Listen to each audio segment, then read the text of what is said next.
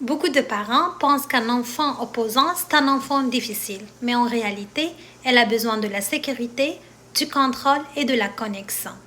Les enfants ayant un trouble d'opposition, ils ont besoin des interventions spécifiques. Première chose, le parent doit être vraiment trop calme parce que plus tu montes, plus il va exploser.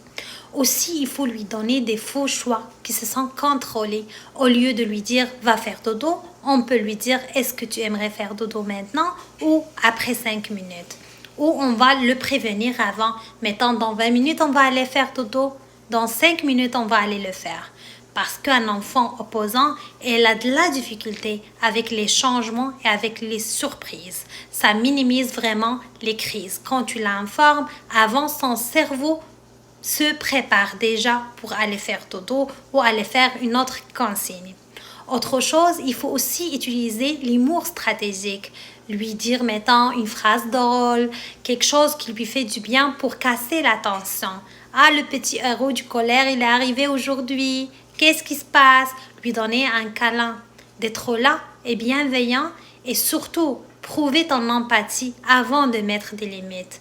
Au lieu de juste dire non, un enfant opposant, il déteste le mot non. Tu peux lui dire oui, mais après on va le faire. Oui, mais ça nous prend du temps aussi pour le faire. Aussi, il faut vraiment renforcer les moments de qualité avec lui.